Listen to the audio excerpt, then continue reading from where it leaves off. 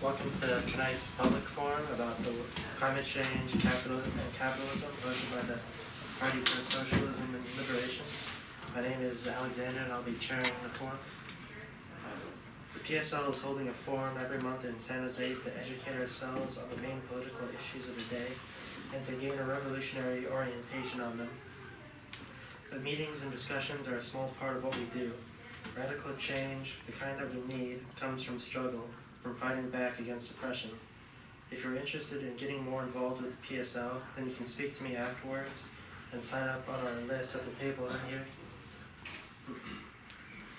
Before we begin our program, I'd like to read our statement on Venezuela and the legitimate President Maduro. There's a right-wing coup attempt underway in Venezuela, orchestrated by the Trump White House and the CIA along with its junior partners, the so-called Lima Group. The democratically elected government of Nicolas Maduro has broken relations with the U.S. government and ordered the U.S. Embassy in Caracas closed all its agents to leave the country within 72 hours. We are witnessing once again a classic example of U.S. imperialism and its proxies attempting to carry out an illegal regime change operation against a progressive government. People all over the world need to stand in solidarity with Venezuela at this critical moment. The declaration by Juan Guaido that he is assuming the presidency of the country is an outrage. It represents an attempt by the Venezuelan capitalist elite and their masters in Washington to overturn the country's Bolivarian revolution, which has empowered Venezuela's poor and laid the foundations for the construction of socialism. Guaido is a member of the far-right Popular Will Party, was virtually unknown in the country until a few weeks ago. He has no popular support and is simply a vessel for the conspiracy underway directed by the Trump administration. In a statement, Trump claimed that in its role as the only legitimate branch of government duly elected by the Venezuelan people, the National Assembly, which Guaido leads, invoked the country's constitution to declare Nicolas Maduro illegitimate and the office of the presidency therefore vacant. This is a ridiculous distortion of the truth. President Maduro was re-elected last year with 67% of the vote in an election that was judged to be free and fair by independent observers. In fact, it is the National Assembly that is illegitimate. The National Assembly was declared to be in contempt by the Venezuelan Supreme Court after it defied the National Electoral Council and seated legislators whose elections were nullified on the basis of vote buying. All decisions made by the National Assembly, including the selection of Guaido as its leader, are unconstitutional and null and void. This is far from the first time that the United States has sponsored a coup against a democratically elected government. The overthrow of Iranian Prime Minister Mohammad Moazzam in 1953, Guatemalan President Jacobo Arbenz in 1954, and Chilean President Salvador Allende in 1973 are just some of the more well-known examples. On a press briefing called today, a senior State Department official pointedly refused to rule out the possibility of the United States taking military action against Venezuela. The Trump administration's rhetoric about human rights and democracy is completely hollow. Venezuela is in fact being targeted because it is a socialist government that challenges the dominance of Western corporations and refuses to obey the dictates of Washington. We call on all progressive people and opponents of U.S. wars to rally in defense of Venezuela's sovereignty and the Bolivarian Revolution. Actions are taking place outside the Venezuelan embassy in Washington, D.C. today at 6 p.m., in L.A. on Thursday at CNN headquarters at 6 p.m., in Washington, D.C. on Thursday at 1 p.m. in front of the White House, and in San Francisco on Friday at 5 p.m. at 24th and Mission Street. Now more than ever, we need to take to the streets and demand U.S. hands off of Venezuela.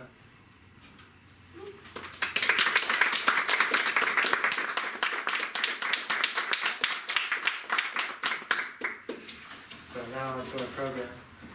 Wildfire risk has increased dramatically over the last decade throughout the West as a direct result of human-made climate change. Our first speaker, Nick Hardy, will connect the North Bay fires of last year with the Butte County fire in November, the role of PG&E and how the system protects corporate profits over people, Nick is active in areas of struggle, including the one for environmental justice. He traveled to Butte County earlier this month with several members of the PSL to talk to survivors of the Camp Fire. Please welcome Nick.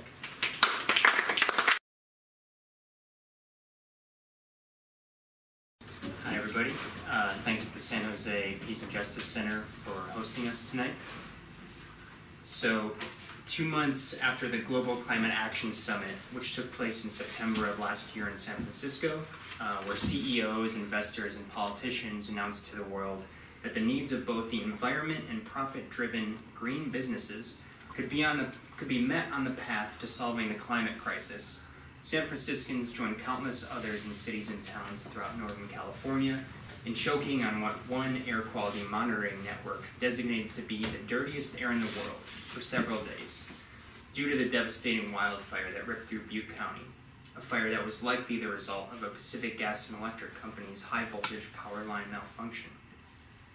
The state fire agency, CAL FIRE, has pinpointed PG&E as having been responsible for 17 of the wildfires in 2017, resulting in thousands of torched homes and buildings and causing dozens of deaths.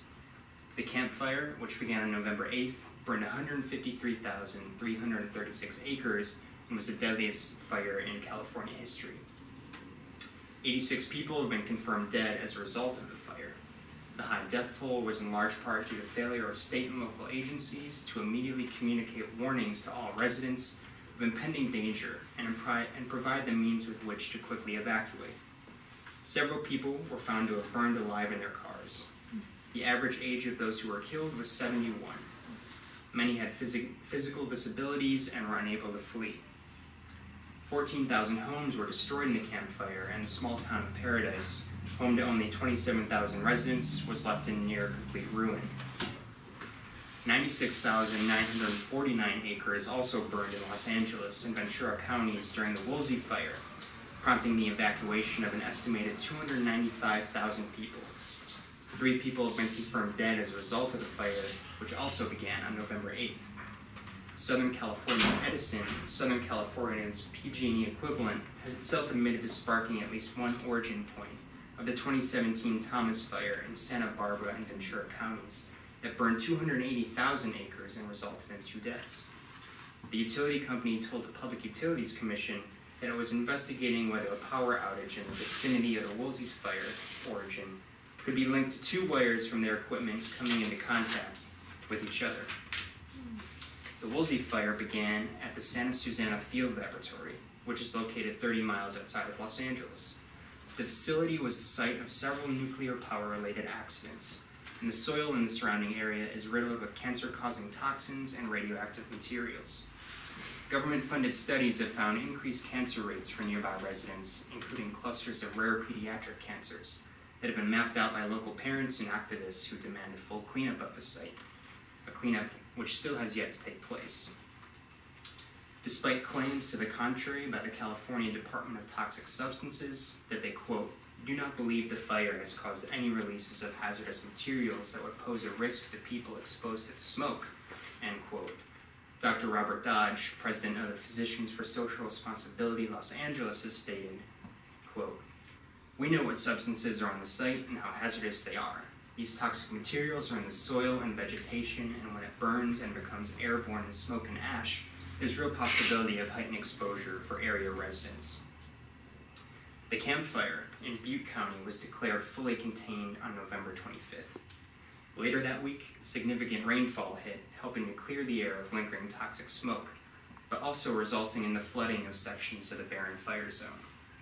Further evacuations were in some cases necessary as a result, and some fire victims who had been living out of tents in the parking lot of a Walmart in Chico were thoroughly soaked, prompting several people to require medical attention for hypothermia. That same weekend, we sent a van load of comrades as part of a delegation for Liberation News to get a feel for what the fire victims wanted to see happen in order to start the process of rectifying their losses and accounting for the complete uprooting of their lives. By the time we arrived in Butte County, most people residing in makeshift shelters had already been or were in the process of being transitioned into formal shelters run by the Red Cross, mainly at a few county fairgrounds locations between the town of Gridley, Orland, and Chico. Outside of the Silver Dollar Fairgrounds in Chico, we spoke with several fire victims, Red Cross volunteers, and unaffiliated individual volunteers who felt compelled to join the effort to aid the fire victims in meeting their immediate needs. One man we were able to speak to had driven from his home in Grass Valley to help coordinate relief efforts at the encampment outside of the nearby Walmart.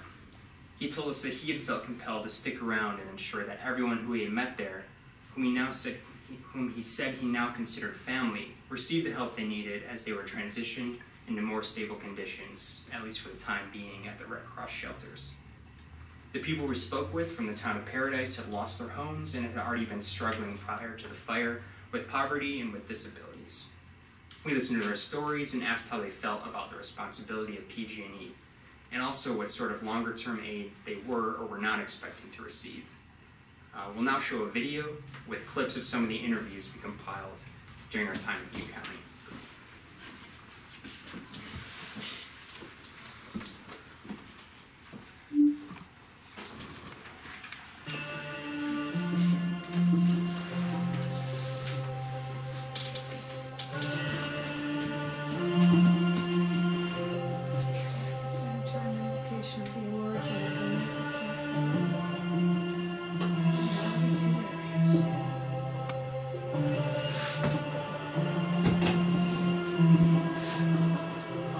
They're like, oh, Paradise is on fire a little bit, it's getting contained, and I was like, great. I just sent my son off to school and he's gonna burn alive, and I just started crying. That's because I was like, I'm a horrible mom. That's because all that ran through my head was, he's gonna die. I had no idea that actually I was surrounded by fire. I live on the top part of Honeymoon, and I saw a lot of these huge houses on the side of myself getting burned up, and the flames were huge, and those were the flames that got me, as the flames that came in from behind me, and it came at such a fast rate that I didn't leave until the flames were actually on my house and my whole backyard, because I was hoping to find it. Right now we're at Silver Dollar Fairgrounds. This is a shelter that we opened up just yesterday, I believe. The residents of Butte County Fairgrounds were transitioning here. It's a larger facility. We've got some larger accommodations so we can, take care of more people at once. Now it's lost me, now you gotta do more work. My boyfriend's family lost 6 homes in the Paradise fire, the campfire. So we decided to start collecting donations. It started off kind of mainly for his family, but mushroomed into this whole idea of just donating to the entire community once we realized that over 90% of the town had been demolished, basically. So we just kept collecting donations. We already sent up 1 U-Haul truck. This was our second one, and we decided to take it directly to the camps themselves, so we can kind of distribute what people need, rather than send it to places where they have to purchase it. The donations were meant to be given.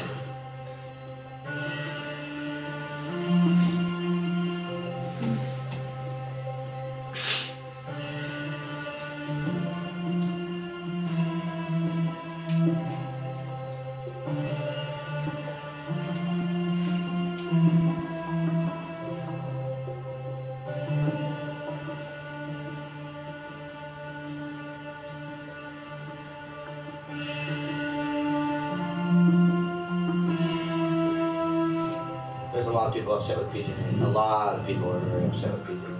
I think they should help build their town back up since they burned their town down. That's what I really feel. They should be able to come together as a community, as PG&E coming with us all as a community and rebuilding their town like they should be having it rebuilt. They're homeless now. They have nothing. I've met people that have lost their dogs that burned up, their horses. I've met people that lost family members that burned up.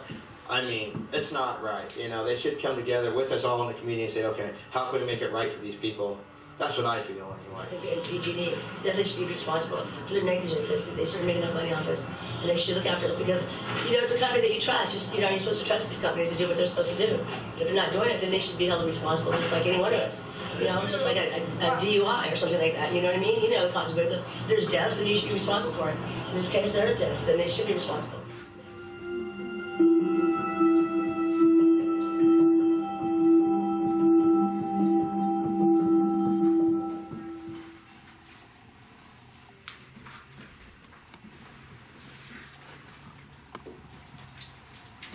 PG&E has informed the Public Utilities Commission that multiple employees had seen a fire in the vicinity of one of their transmission towers at the same time and location point of the campfire, noting also that their transmission line had malfunctioned in location just 15 minutes prior. Regulators had also placed PG&E on probation as a result of their role in causing the 2010 San Bruno pipeline explosion, which killed 8 people and destroyed 38 homes when an improperly installed pipeline burst. The California Public Utilities Commission has held a few public meetings in San Francisco since the fire. They recommended PG&E implement the findings of a safety audit on the company that began in the wake of the San Bruno explosion, and that wildfire prevention be included in the scope of the safety investigation.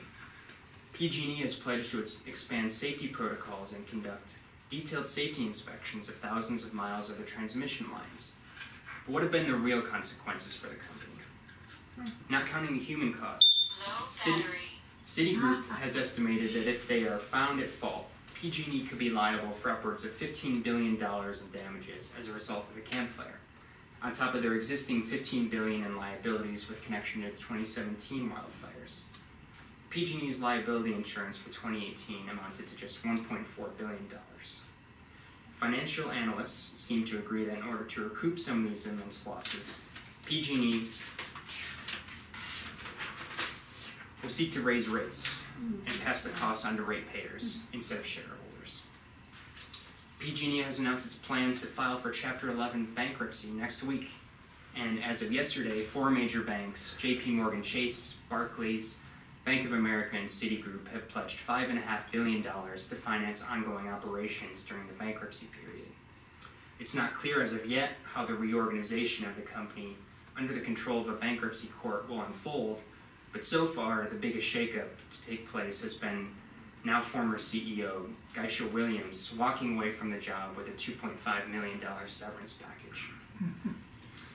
Last year, state lawmakers chose to protect PG&E and other utility companies by drafting Senate Bill 901. SB 901 protects privately owned utility companies in the state from, quote, excess financial burden by applying a stress test to determine the maximum amount for which these companies can be held liable in a given year in order to stay afloat financially. The excess liability owed by the company would be covered by state-issued bonds that would be paid off by PG&E customers in the form of rate hikes. Back in September, in the weeks following the Global Climate Action Summit, Governor Brown signed Senate Bill 901, codifying into state law a bailout of PG&E shareholders for their responsibility in 17 wildfires in 2017.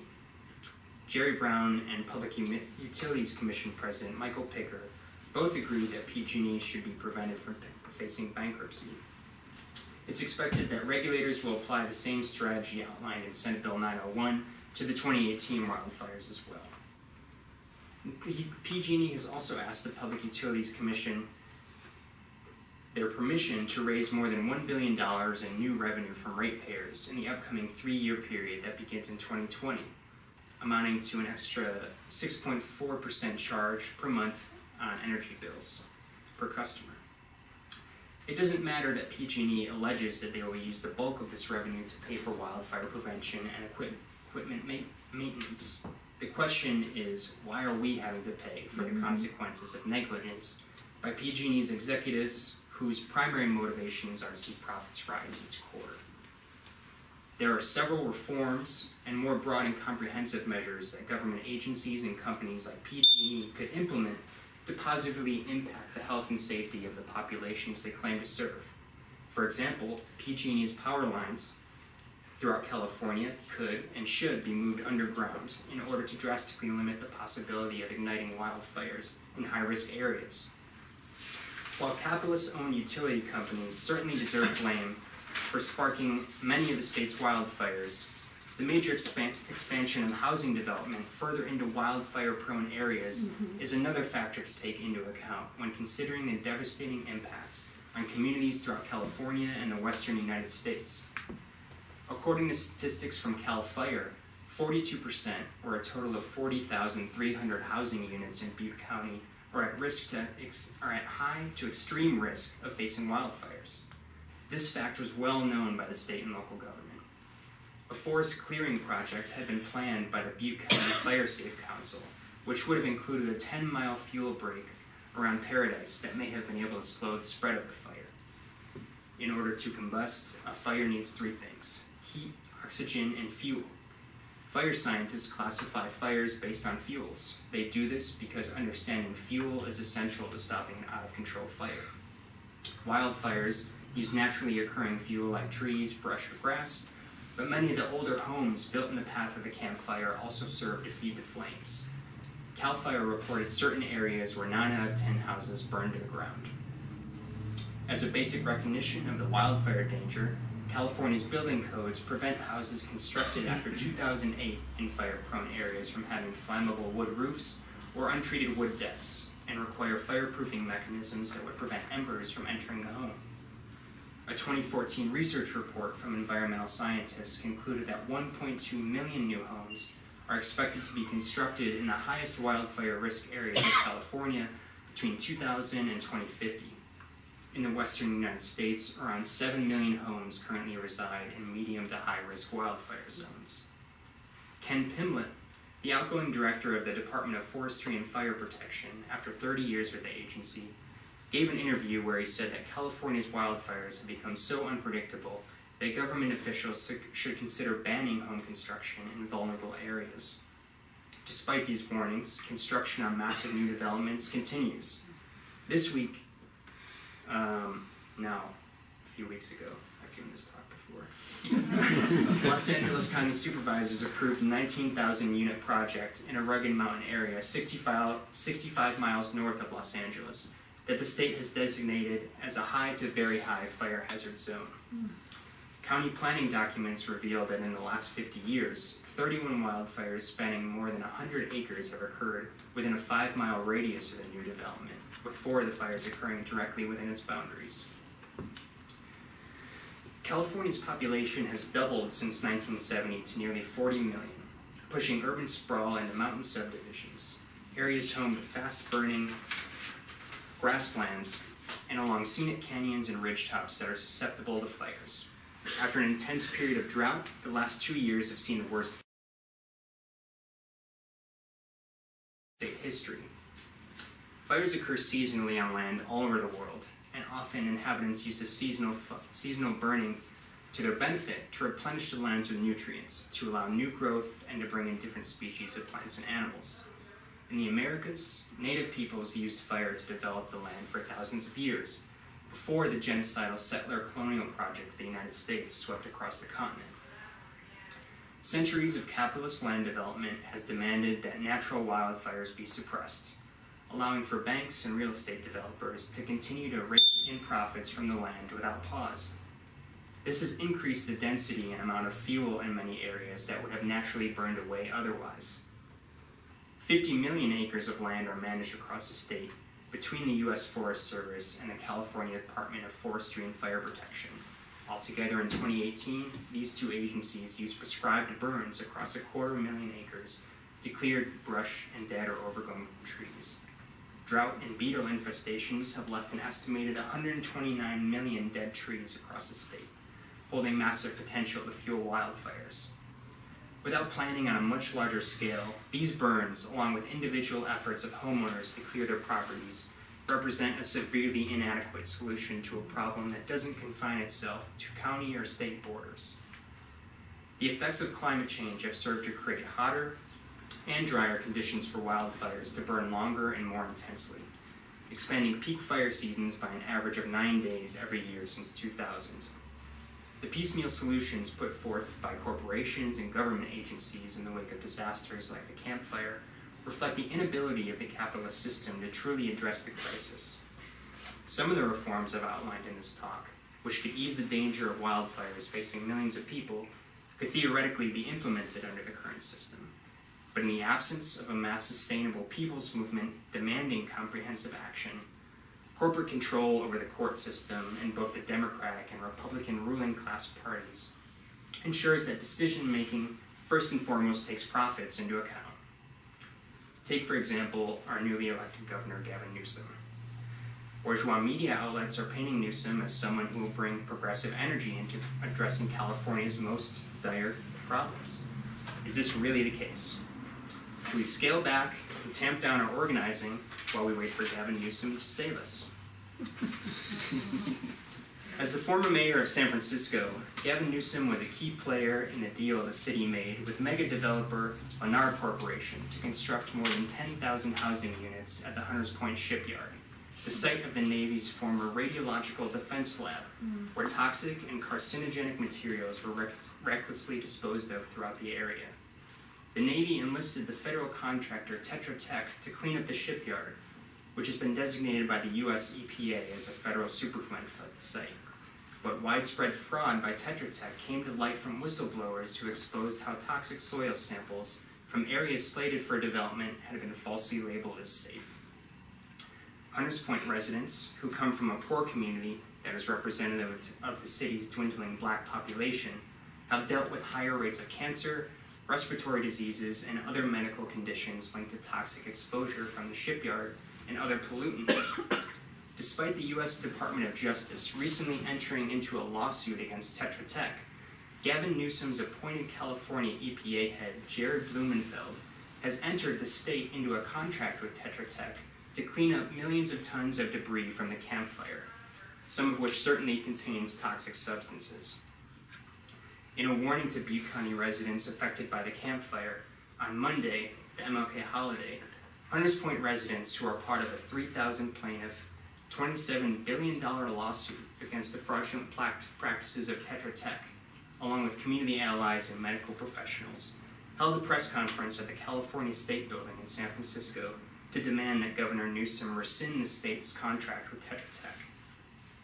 As long as redevelopment contracts and real estate profits can be wielded for power by millionaire politicians, and as long as utility companies like PG&E are controlled by small groups of wealthy shareholders, clean energy, clean water, and a healthy and safe environment will be denied as basic rights to all people.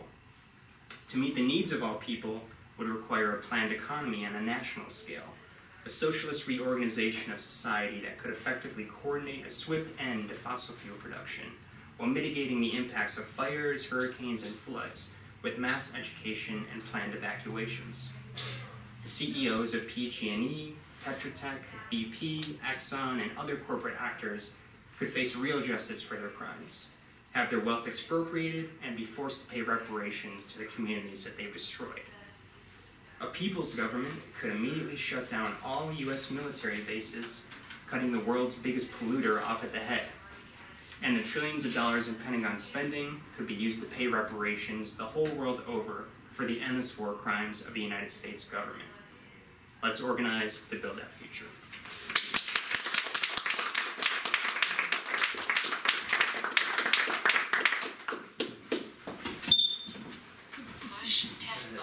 Thank you, Nick.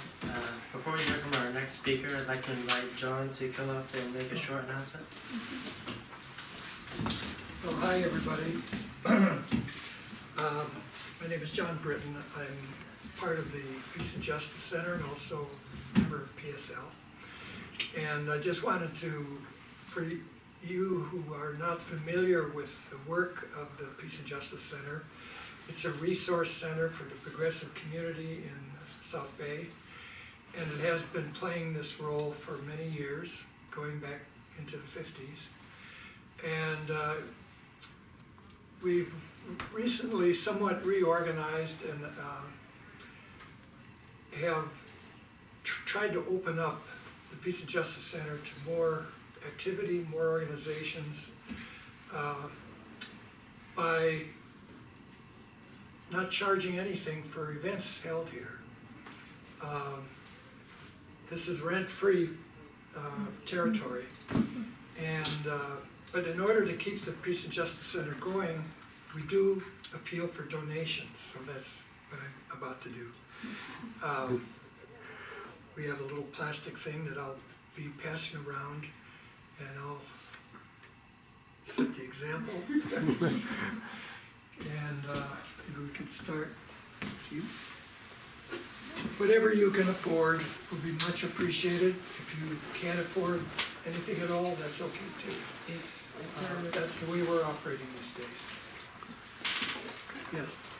Are there other ways to donate besides Cash. Cash, yes. Yes, there's a lot of volunteer opportunities at the Peace and Justice Center.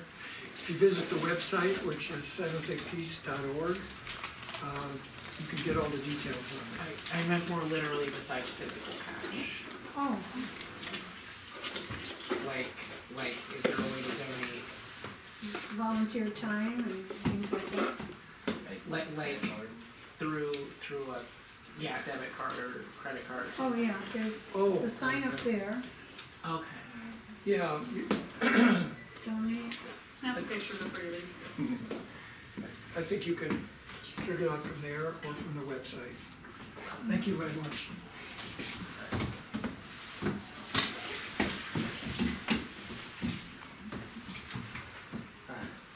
Our next speaker, Megan, will be talking about climate change and the need for socialism to counter it.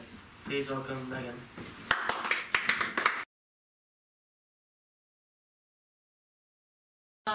Yeah, sorry, I don't have didn't get to poop first. So this would come as no surprise, but just in case it needs to be said, climate change is here. And it's undeniably human-made. The last 2 decades have been the hottest on record, with CO2 levels in the global atmosphere climbing higher every year, and with the current CO2 levels at 410 parts per million, a far cry from the 350, which signifies a stable atmosphere. Living in California, like Nick was talking about, it's hard to forget the climate crisis with the fires that have been more numerous and more destructive every year.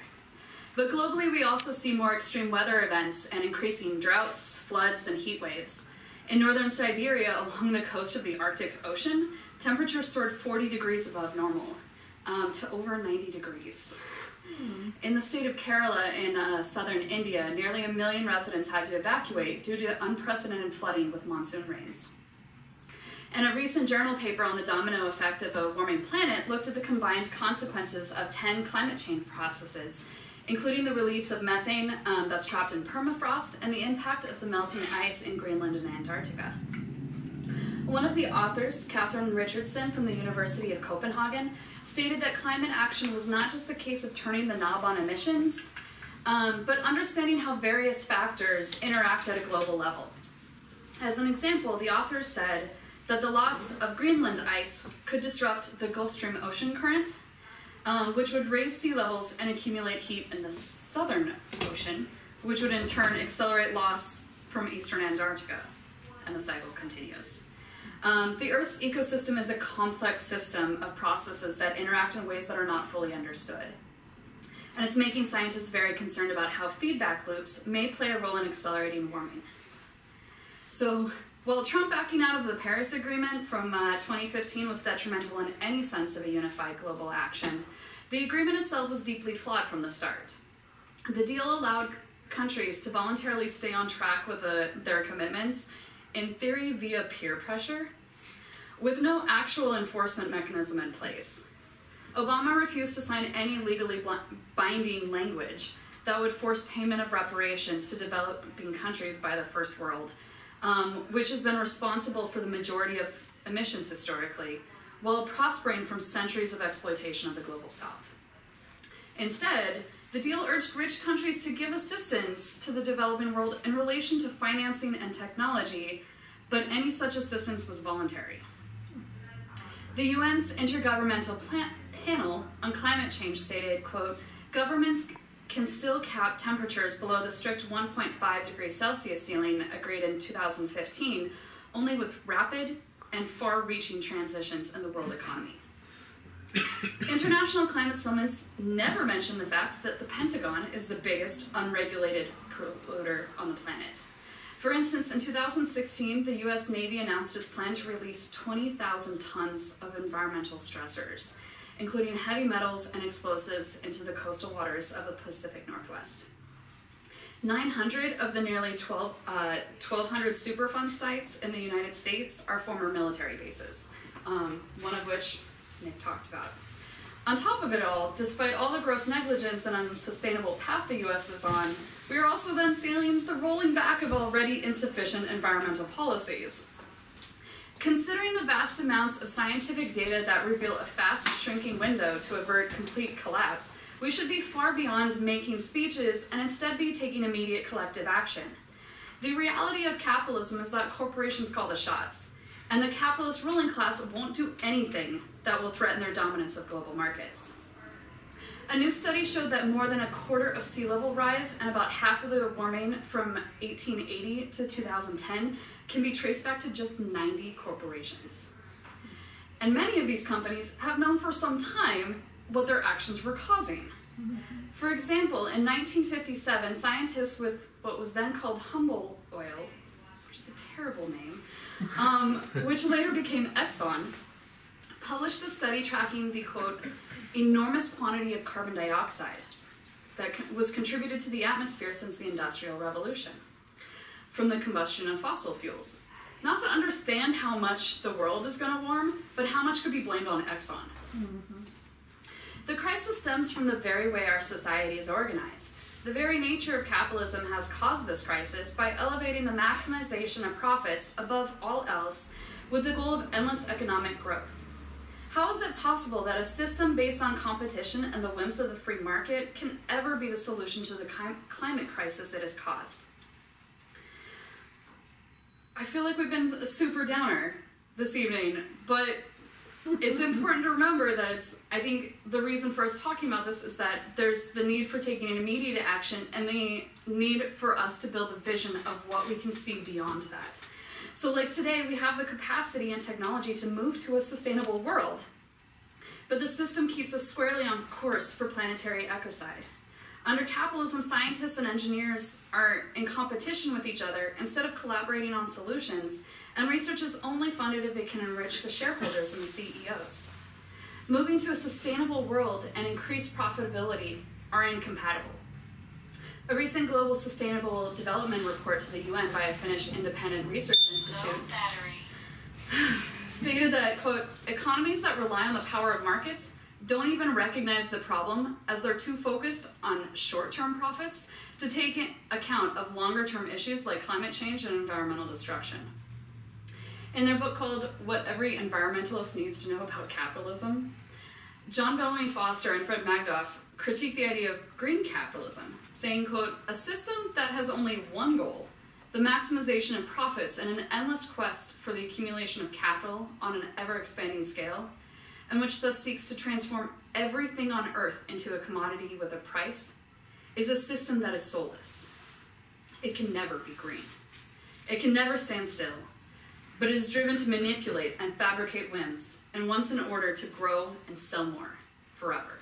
Nothing is allowed to stand in its path. So since they said I'm going to talk about socialism, how does socialism really work to solve society's problems? Under a socialist planned economy, all of society's resources and knowledge are pooled to provide for society's needs and to adapt to any crisis, leaving no one to fend for themselves, like what was done up in Paradise. Under a socialist system with a planned economy, any issue can be tackled in a systematic way, and its success is not beholden to corporate funding or the whims of the market. Under socialism, we could immediately train and deploy people around the country to produce and install rooftop solar panels on every home, to build offshore wind farms, to improve power storage systems, to get the lines buried underneath the ground, to create zero-emission public transit in every region. We could relocate jobs close to where people live because it wouldn't be up to corporations to decide where jobs go, which would eliminate long commutes and wasted time and resources. We could build new sustainable buildings that are zero net energy, where waste produced by those in the building is converted to power for the building. We could grow and produce more locally and reduce the shipping of products that go back and forth across the world that is currently done for no other reason than for profits. We could send engineers around the world to share sustainable technologies with other countries, like Cuba does with doctors they send abroad to share their skills and provide services. We need ecological restoration of all the destroyed habitats and soil restoration to undo the decades of monocrop culture and pesticides and herbicides that have depleted and poisoned the soil. Learning how to utilize organic natural pest management like Cuba has done. And we need a massive reforestation programs like China's done in employing to slow desertification. We would need to relocate coastal populations inland and build seawalls where possible to protect populations against the impending sea level rise. We need to eliminate overfishing practices and clean up the oceans of the massive islands of plastic waste and allow them to recover. And we need to restore wetlands and reefs to protect vulnerable coasts from worsening storms. And we need to develop drought-resistant crops through natural bioengineering to adapt to the warming climate. But because capitalism is an antiquated system whose time has come. It is only serving to hold back human development, and socialism is the true hope for humanity's liberation and the survival of life itself. So I want to wrap up with an excerpt from a 2008 speech by Bolivian President Evo Morales that sums it up. This is a long quote. Competition and the thirst for profit without limits of the capitalist system are destroying the planet. Under capitalism, we are not human beings, but consumers. Under capitalism, Mother Earth does not exist. Instead, there are raw materials. Capitalism is the source of asymmetries and imbalances in the world. In the hands of capitalism, everything becomes a commodity. The water, the soil, the human genome, the ancestral cultures, justice, ethics, death, and life itself. Everything, absolutely everything, can be bought and sold under capitalism. And even climate change itself has become a business. Climate change has placed all of humankind before a great choice, to continue in the ways of capitalism and death, or to start down the path to harmony with nature and respect for life. The Earth is more important than the stock exchanges of Wall Street and the world. While the United States and the EU allocate $4.1 trillion to save the bankers from financial crises that they themselves caused, programs on climate change get 313 times less. That is to say $13 billion when they actually get all their funding. At the same time, technology transfer and financing for clean and sustainable development of the countries of the South has remained just speeches. Humankind is capable of saving the Earth if we recover the principles of solidarity, complementarity, and harmony with nature in opposition to the reign of competition, profits, and rampant consumption of natural resources. So another world is possible, and we need to fight to make that.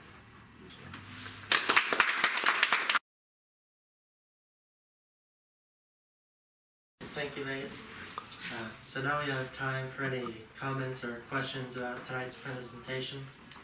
Yeah.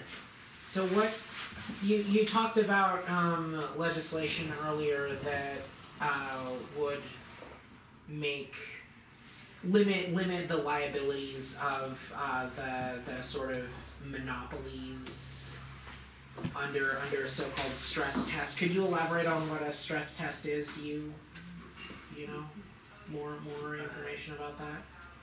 Do you want to go through all the questions first, or just do one at a time? Sure, okay. 2 or 3. Sure. Any other questions or comments? Well, one of the factors in fires that you left out was wind. And apparently the wind was responsible. The winds of 70 to 100 miles per hour were like responsible for the Butte County fire, I know for sure. So how bad the wind, and the wind's been getting worse with climate change. So that's an example of climate change having an impact, making the winds worse.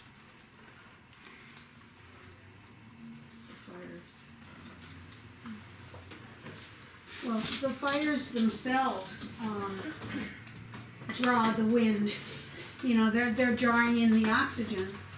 And if you're ever in a situation where you can see a fire in the distance, and then suddenly all the wind seems to be blowing in the direction of the fire, get the hell out, because that means the fire is coming to you. Interesting. Any other questions for our speakers?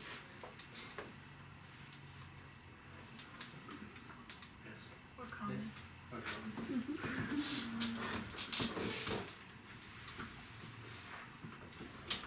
So I can just respond to the first question. I honestly don't fully understand what they mean by stress tests, or what the metrics are that they feel are proper to judge, say, PG&E for what they think they can take financially. But I think the idea was to avoid bankruptcy, but now that they are choosing to pursue bankruptcy, they're going to be operated by some sort of bankruptcy court that will determine some sort of organization among the company, and we also don't really know what that will turn out to look like. Justice for the stockholders.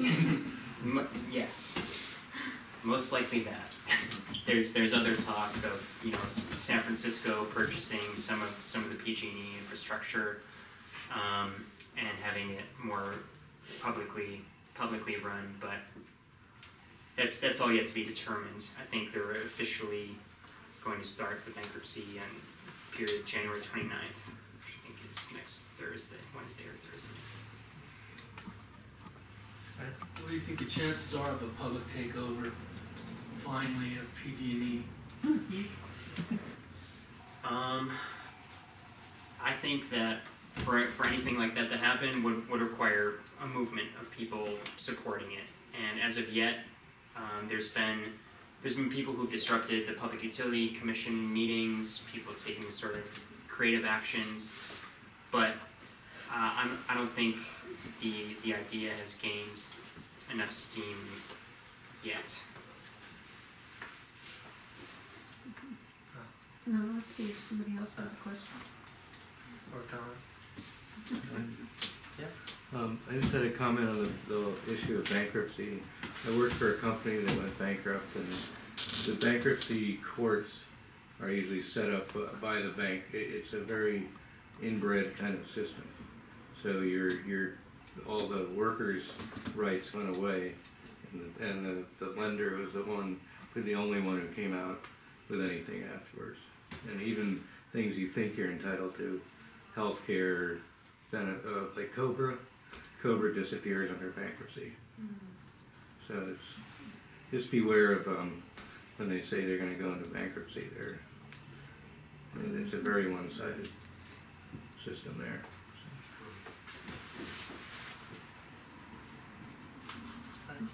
So I really like the idea, like how we need to recognize how climate change has a feedback loop. Like with the fires that happened just recently, like we couldn't breathe because the air quality was so bad. And then it rained, and then all my friends were celebrating that it rained because they could not breathe without realizing that all those toxins in the air just now went into the sea. And then like we eat a lot of fish from the sea, and like that's just all those toxins are now going to come back to us. And like it just our relationship to the environment is so far removed that people don't recognize that like we literally can't escape this no matter what's going on, and we really need to come up within the next 12 years conservatively a new system of governing. And like I always look to like how important trees are, because interesting fact, they suck up carbon. Like if we look at what the revolutionary government of the Philippines is doing, like whenever they force corporations out of like islands, they plant it with trees because they know that we need to have a sustainable environment, not just for the people now, but for the generations. And that's just something we should really start aspiring to do, because carbon is everywhere. Like we have so much carbon in the atmosphere, we need to start taking that out immediately. Michelle? Yeah, I just want to say we are still kind of paying attention to the work to put pressure on PG&E. I think there's a planning meeting that's happening in Oakland, like this week, that we're paying attention to. So of course, if there's any upcoming actions or pressure, get on our listserv. We'll share those opportunities with you, because we do want it to grow and push them to pay. And I really wanted to thank you for mentioning Cuba and like how to think about not just sustainability, but like how you can organize to face like major natural disasters. I had a privilege to go there in December of 2016, which was like about a month after Hurricane Irma, which was a Category 5, like went through their island, and I was amazed at how quickly they were able to like reconstruct their island compared to say Puerto Rico, where the United States has like failed to take into consideration any real help. And that's really because their government is organized by the people and their role that they play together. Like, we had a chance to sit down and hear a presentation from one of the main organizers of that work. And it's very inclusive, and it's like mapped out, very scientific. Like, you have a pre-plan of what's going to happen, you have a plan while it's happening, and then you have a plan afterwards, and it's something that we can do. Like, my family lives in Santa Rosa, and last year's fire almost like took my family's home and possibly my family with it. Luckily we survived, but there was no city plan whatsoever really in place. It was all up to individuals, and what we did find is that the community came together, people came together, and that's what socialism is. Like, we have the people's power, and we can really make something not only more sustainable, but really take on the natural disasters we see ourselves in a way that we don't lose lives.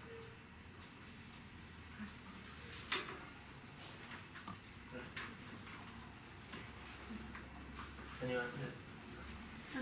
I have a comment. Just for me, like, I think climate breakdown is like one of the most important issue of our time now, especially with all the fires. I know for me, like, I never knew much about climate change. I knew it was here, but it was like far away, and it wasn't until the IPCC report came out that I was like, wait, am I reading that right? We have 12 years to like avoid doom, and then I started getting really like involved and reading about it, and I realized like that's really conservative. It's actually like we should be declaring a climate emergency, and it's like I know Oakland did declare a climate emergency, and I just think that like that's the first step, because I feel like if people knew, like, if I don't know, the media did a better job in connecting the fact that these fires are only going to get worse, and that, you know, connecting all these natural disasters to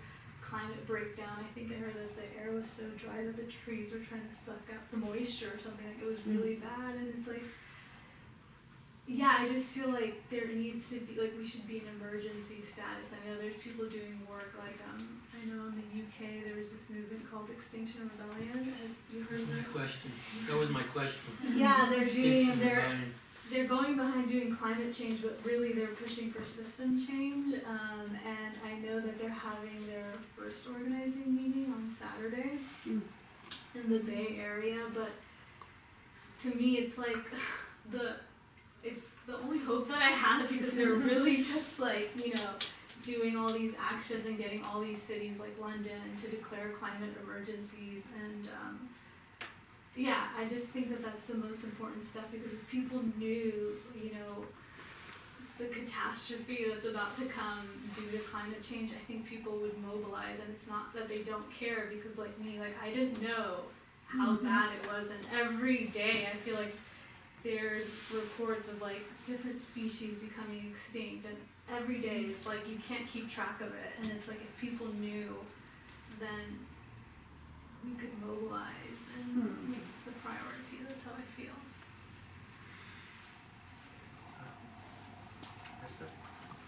Yeah, I think to sort of build off of what you were saying, I think another important thing is to acknowledge that, like, not only, and it also links to what you were talking about too, with like building seawalls so people can continue living as they have by the coast, that it's not just about like stopping the worsening of climate change, but preparing for what, even if capitalism and its continual greed and its continual movement towards greater destruction of the environment is stopped or curtailed, there's still, it's already done a lot of damage, and what the task of socialism, of people's movements, will be to, and has been in parts of the world where socialism, where there is socialism, to adapt and to reduce the harm of that. I mean, I just kind of wanted to go with this for this. Sorry, I'm just gonna. I don't know. It's comfortable. Yeah, because I think. I mean, I like the example of bringing up of the trees. I know. I totally I've watched the video way too many times of them talk about like the difference of in Yellowstone with reintroducing wolves. Like, I mean, if you look down at like Cuba, since it was used for like years as a playground for the rich, that utterly destroyed all of its coasts, and like the intentional like recultivation of all of those. I mean, like them talking about how replanting the mangroves in like off the coast in order to protect it when you have the massive like the hurricanes and such go in. So it's like there's all of these details that like you remember even just from like, I don't know, high school environmental science of like, you know, of talking about like the riparian zones along streams and like all of that of like what can you do to like even just, I mean, for with trees it's like, yeah, you have not just the carbon but really the whole stability that it creates through the entire root system that it builds. And I think that's why I think sometimes when you talk about this, it's really easy for people to just kind of get fatalistic and demoralized, especially when you're talking about like 12 years. But that's why I think it's super important to see like I haven't seen enough of a movement for demanding the takeover and like really, I mean, I'm going to say straight up that it's bullshit that it's going to be that the stockholders are going to be the ones who get paid out first, and that it's everybody who has to have PG&E, which is basically all of us, is going to get stuck with rate hikes, and those who have lost their houses are basically going to get nothing, because that's the way the system works. And one of the examples that I cut out of there was like, it was like, oh yeah, you can see about how natural disasters, it's all, you're fine if you're rich, or you're at least better well off. I mean, for looking at the effects of Hurricane Katrina with what happened.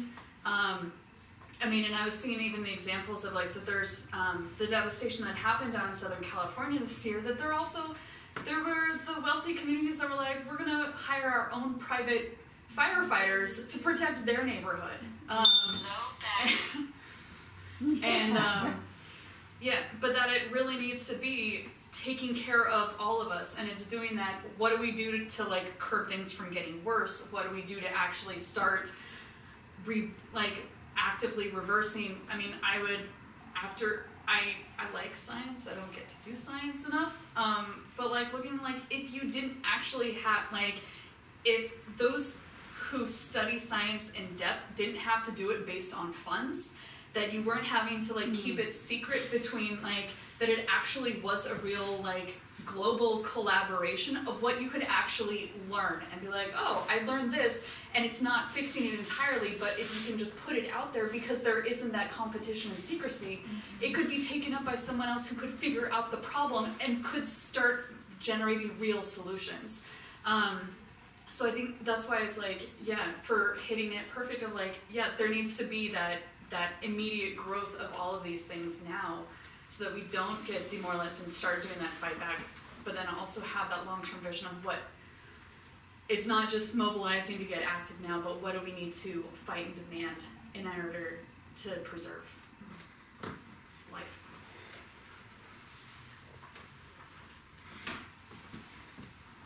Any more comments or questions?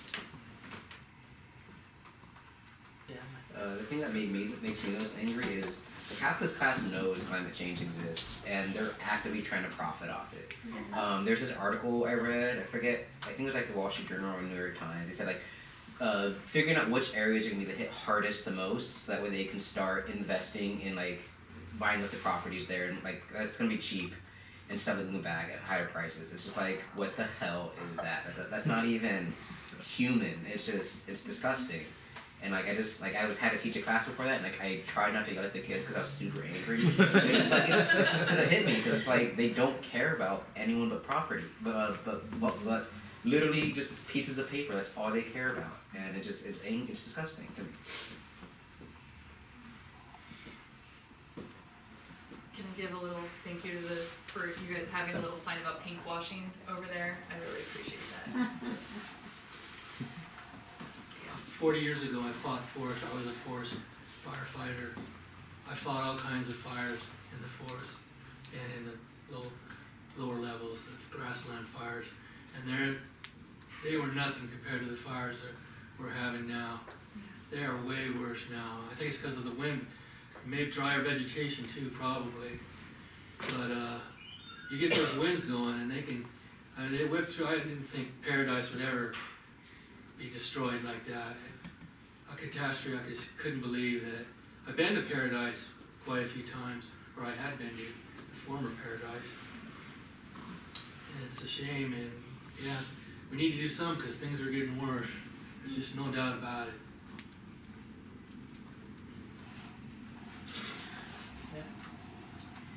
Just to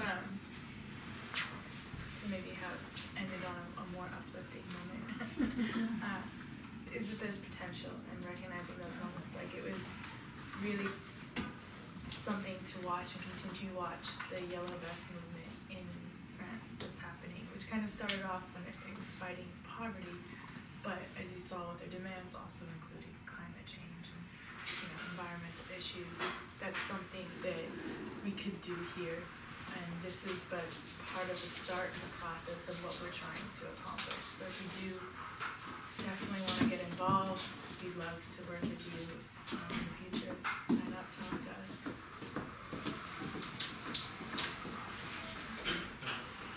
I guess this, we'll wrap it up here, but I'd like to thank for everyone for coming tonight and contributing to the forum. Please visit our literature table and feel free to stay and continue the conversation. And please make sure you sign up at our list. It's how we maintain contact about future events and organizing opportunities. And I'd also like to thank the Peace and Justice Center for letting us use this space tonight. Thank you.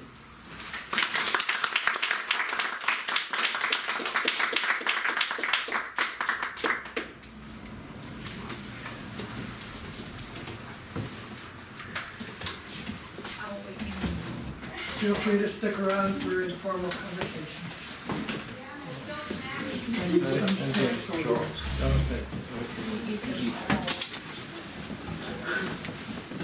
For a moment, I couldn't remember where I was. Sir, it's YouTube.